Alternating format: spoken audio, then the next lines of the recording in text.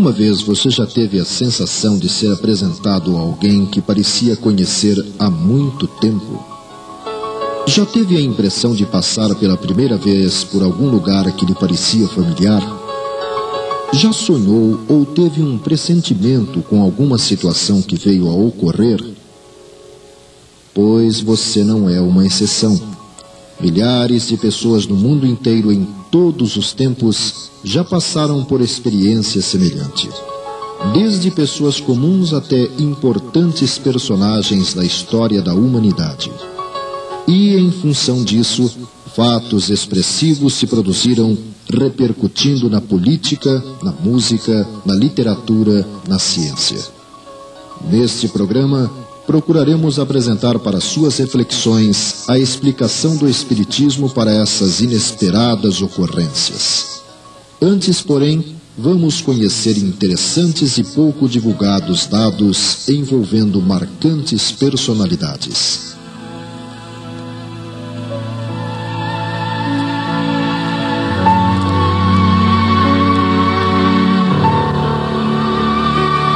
Albert Einstein, o matemático que revolucionou a comunidade científica no início do século XX com sua teoria da relatividade, como se sabe, foi uma criança problemática e até os 4 anos de idade não havia pronunciado uma palavra sequer. O futuro, porém, o situou entre as maiores inteligências da espécie humana.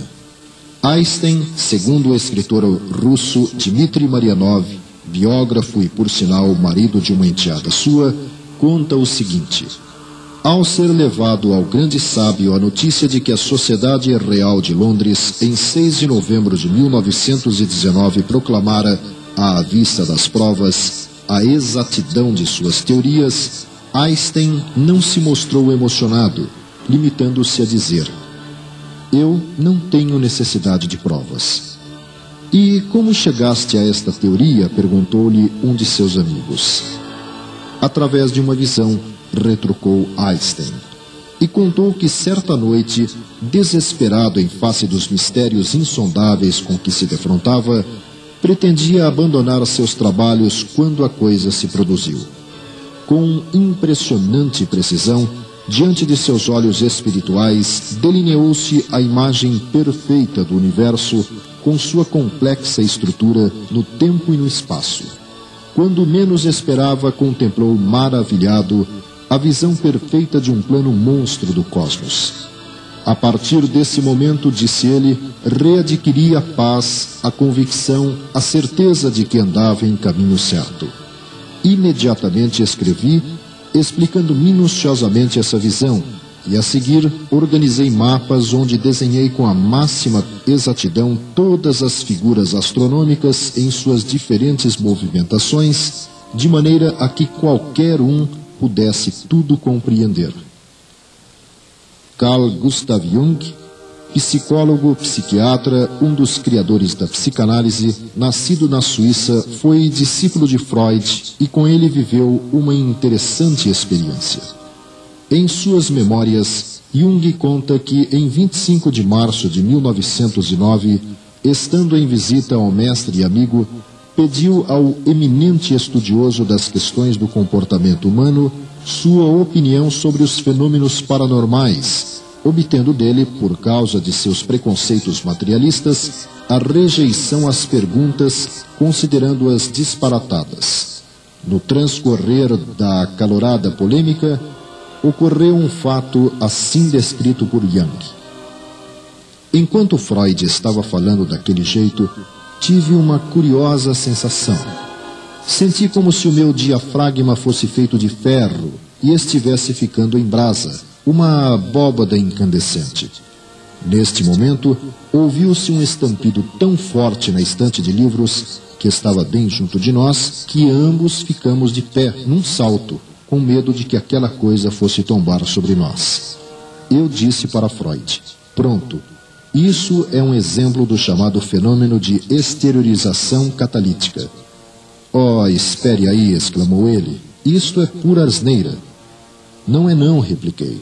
O senhor está enganado, professor. E para provar o meu ponto, eu agora predigo que em um momento haverá outro grande ruído igual. De fato, assim que acabei de dizer estas coisas, a mesma detonação estrondou na estante de livros. E Jung acrescenta: até o dia de hoje eu não sei o que foi que me deu essa certeza, mas sabia sem qualquer dúvida que o ruído se repetiria. Freud apenas olhou para mim estupefato. Eu não sei o que ia em sua mente, nem o que seu olhar significava. De qualquer modo, este incidente fez nascer sua desconfiança contra mim e tive a impressão de que havia feito algo contra ele. Depois disso, nunca mais discuti o incidente com ele. Guilherme Marconi, italiano, Prêmio Nobel de Física, descobridor do processo que permite a telegrafia sem fio, também viveu uma curiosa situação. Na madrugada de 20 de julho de 1927, sozinho em sua casa em Roma, Guilherme Marconi, chamando o criado, disse: sinto muito, mas creio que vou lhe causar e aos meus amigos grande aborrecimento. Receio esteja próximo o meu fim. Peço informar a minha esposa que se encontra em Viareggio e ao meu filho que está em Nova York. Quanto à minha filha Electra, também em Viareggio, hoje, dia do seu 7º aniversário, transmita-lhe um telegrama de parabéns. Que horas são? 3 da madrugada. Daqui a 45 minutos deixarei de viver. Não terei ensejo de ver pela última vez meus filhos e minha esposa. Morro tranquilo. Cumpri minha missão na terra. Irei prestar contas de meus atos ao Supremo Criador do Universo. Realmente, passados 45 minutos exatos, como previra, desencarnava o grande Marconi.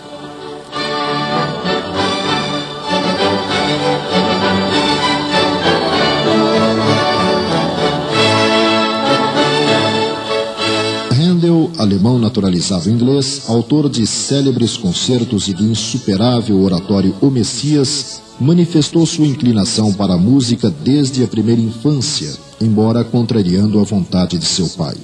Segundo seu biógrafo Stefan Zweig, antes de executar o oratório O Messias pela primeira vez, em um impulso inevitável, Handel declarou publicamente: este trabalho é obra de alguém fora de mim mesmo, e eu nunca poderei aceitar um único níquel para ele ou advindo dele, pois não me pertence. Quando vier a render, esse produto deverá sempre ser revertido em benefício dos enfermos, pois que eu estava doente e me curei. Era prisioneiro e me libertei. Aqueles que viviam em sua intimidade se entreolharam espantados. Tinham assistido estarrecidos ao trabalho da composição do oratório. Handel passara 21 dias escrevendo-o. Ninguém tinha permissão para se aproximar do compositor e no decorrer das 3 semanas que gastou compondo O Messias, nem uma única vez sequer abandonou a sala de música. Quando lhe traziam alimentos, ele meramente arrancava uns nacos de pão com a mão esquerda. Com a direita prosseguia escrevendo as notas imortais. Ocasionalmente erguia-se e andava de um lado para o outro. Então cantava uma linha melódica, batendo o compasso com as mãos. E quem o visse perceberia em seu olhar uma expressão longínqua e estranha. Se alguém se aventurava a falar-lhe, levantava-se bruscamente e resmungava uma resposta indistinta. Handel perdera totalmente a noção de tempo e não distinguia o dia da noite. Nunca antes experimentara tal arrebatamento. Era como se estivesse tomado de um poder criativo febril e fervoroso. E essa torrente parecia engolfá-lo mais e mais, à medida em que se aproximava das caracterizações altissonantes e amplas de um tom sagrado, ao final do oratório. Finalmente, ao fim de 21 dias, o trabalho estava terminado. Palavras frias e estáticas se tinham transformado em um cântico de divina exaltação e beleza. A pena caiu da mão de Handel e, como que mergulhado ainda em um transe hipnótico, ele se levantou lentamente, dolorosamente da sua escrivaninha e andou às tontas pela sala. Mudo, embora, estava tomado de uma profunda exaltação. Às cegas, cambaleante, encontrou o caminho de seu quarto e deixou-se mergulhar em um pesado sono sem sonhos. Dormiu durante 17 horas. Sua criada e seu assistente mandaram chamar um médico, mas quando o clínico chegou, deparou com o compositor assentado à mesa, tendo à sua frente uma vasta quantidade de alimentos. Seus olhos irradiavam uma misteriosa alegria enquanto ele ia comendo com o apetite de vários homens. Terminada a abundante refeição, tomou da harpa e executou uma passagem de O Messias. Ao terminá-la, o doutor não conteve uma exclamação. Meu amigo, eu nunca ouvi nada como isto. Penso que tens o demônio dentro de ti. Uma sombra pareceu encobrir o rosto de Handel. Ele próprio, que ainda não podia compreender a sua inspiração, voltou-se para o homem e retrucou seriamente. Eu antes diria que tinha Deus junto de mim. Beethoven, também alemão, autor de incomparáveis sinfonias, sonatas e concertos, teve uma vida pessoal conturbada, marcada por dificuldades de toda a ordem, inclusive com a perda gradual da audição, sentido indispensável para sua atividade a partir dos 28 anos, o que curiosamente coincide com o período mais rico de sua obra em termos de criação. Goethe, seu contemporâneo e conterrâneo, em Cartas a um Filho, reproduz o seguinte depoimento do grande compositor. Sinto-me obrigado a deixar transbordar de todos os lados as ondas de harmonia provenientes do foco de inspiração. Procuro acompanhá-las e delas me apodero apaixonadamente. De novo me escapam e desaparecem entre a multidão de distrações que me cercam. Daí a pouco, torno a apreender com ardor a inspiração. Arrebatado, multiplicando todas as modulações, venho por fim a me apropriar do primeiro pensamento musical. Vede, é uma sinfonia. Tenho necessidade de viver só comigo mesmo. Sinto que Deus e os anjos estão mais próximos de mim, na minha arte, do que os outros. Entro em comunhão com eles e sem temor. A música é o único acesso espiritual nas esferas superiores da inteligência. Após haver composto as mais suaves harmonias, costumava exclamar: tive um êxtase.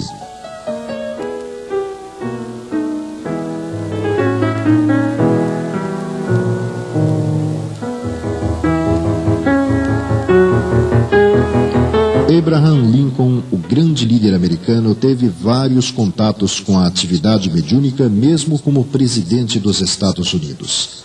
Pessoalmente, segundo o relato de Ward Layman em seu trabalho Reminiscências de Abraham Lincoln, o grande presidente contou a pessoas ligadas a ele o seguinte: há cerca de 3 dias atrás, recolhi-me tarde.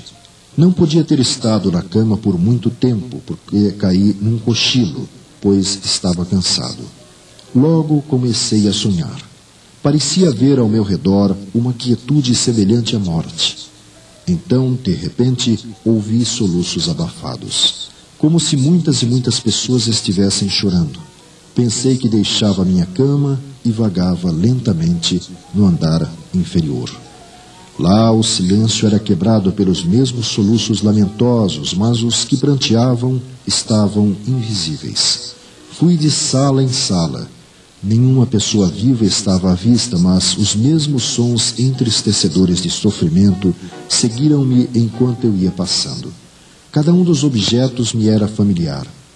Mas onde estariam todas as pessoas que estavam se lamentando como se seus corações fossem partir? Eu estava intrigado e alarmado. Qual seria a significação de tudo isso? Determinado a encontrar o motivo desse estado de coisas tão misterioso e chocante, continuei a vagar até que cheguei à sala leste, onde entrei. Ali, uma nauseante surpresa me aguardava.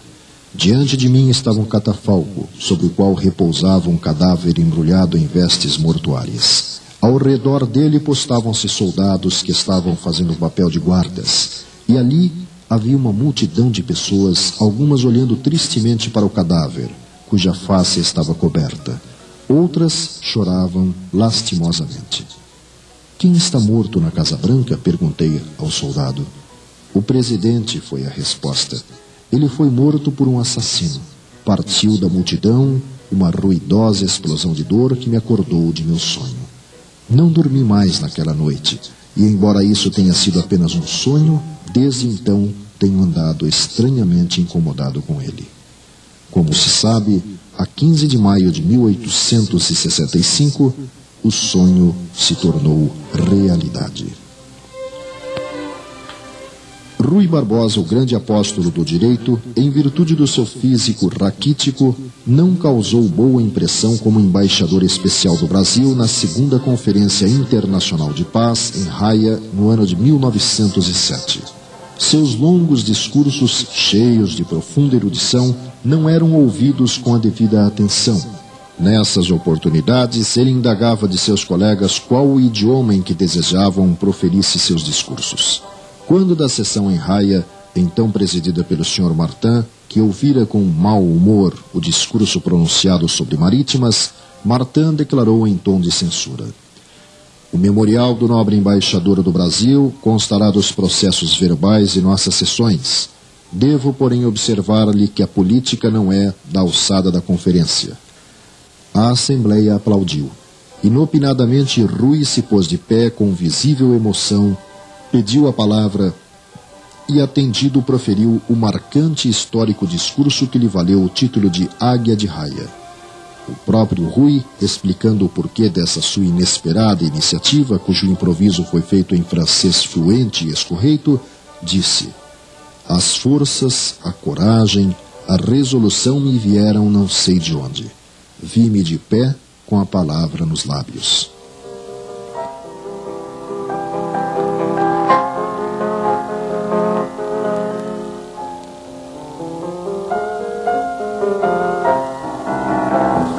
Charles Dickens, inglês que ofereceu ao mundo obras do porte de Oliver Twist, David Copperfield, Contos de Natal, teve mais de uma experiência interessante. Certa manhã, acordou vendo seu pai, falecido tempos antes, sentado na beira de sua cama. Como ele não se movia, ficou alarmado e, ao tentar colocar a mão sobre o seu ombro, o vulto desapareceu. Outra ocasião, visitando Ferrara, na Itália, teve a nítida impressão de já ter estado naquela cidade, tendo inclusive a sensação de ter sido vítima de um assassinato naquele local numa vida anterior, segundo revelou em carta a seus familiares. Em outra vez, em seu escritório, sonhou estar diante de uma pessoa desconhecida usando um chale vermelho, a qual se identificou como sendo uma certa senhorita Napier. A estranha situação manteve-se viva em sua memória e no dia seguinte à noite entraram em sua sala particular seu irmão e duas mulheres, uma das quais usava o chale vermelho e foi-lhe apresentada como sendo a senhorita Napier. João Guimarães Rosa, médico e polêmico escritor mineiro, autor da importante obra Grande Sertão, Veredas, prefaciando o livro Dona Sinhá e o Filho Padre, de Gilberto Freire, revela aspectos interessantes sobre seu processo de criação. A trama de Noites do Sertão, por exemplo, assistiu em sonho 2 vezes repetido em 1948. A terceira margem do rio veio-lhe em inspiração pronta e brusca. Campo Geral foi caindo já pronto no papel quando brincava com a máquina de escrever, tendo como ponto de partida um menino morador à borda de uma mata e 2 outras caçadas de tamanduás. O romance A Fazedora de Velas desenvolvia-se em fins do século passado em antiga cidade mineira, tendo como cenário um sobrado e personagem uma pessoa enferma que discorria sobre sua doença grave. Tudo aparentemente curtido na ideia. Meses depois, Guimarães Rosa adoeceu e a doença imitava ponto por ponto a do narrador. Outro tempo após, visitou por acaso uma casa que, sem toque ou retoque, copiava em tudo o sobrado e o mobiliário imaginado para o romance. Concluindo seu prefácio depoimento, Guimarães Rosa afirma: "Tudo isto é verdade. Dobremos de silêncio."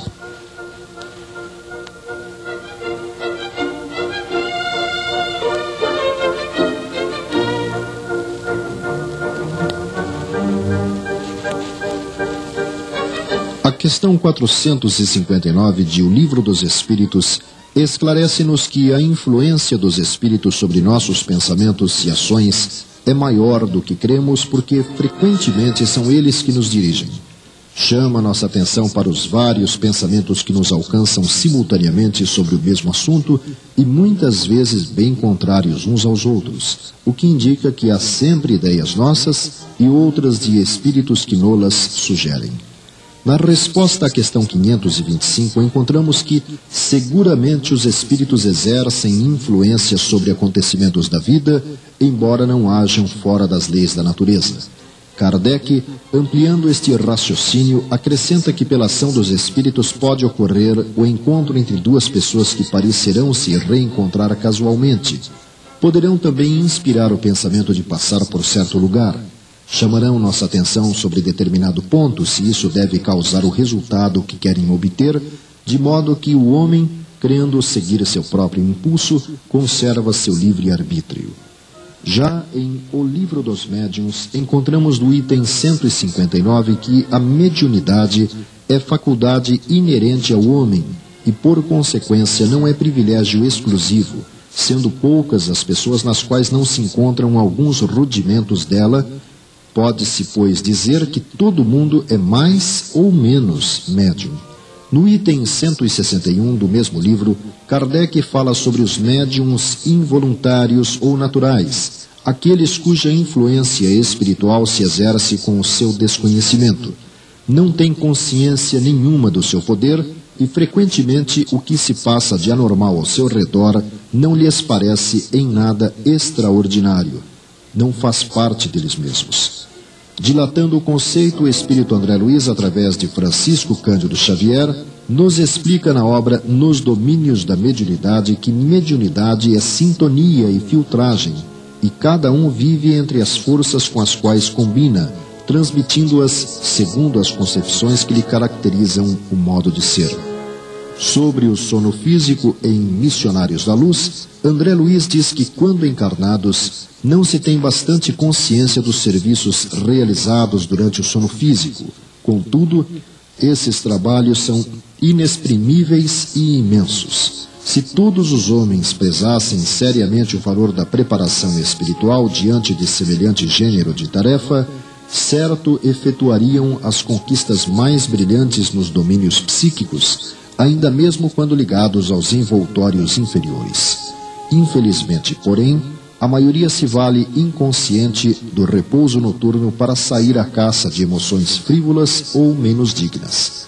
Relaxam-se as defesas próprias e certos impulsos longamente sopitados durante a vigília extravasam em todas as direções por falta de educação espiritual verdadeiramente sentida e vivida.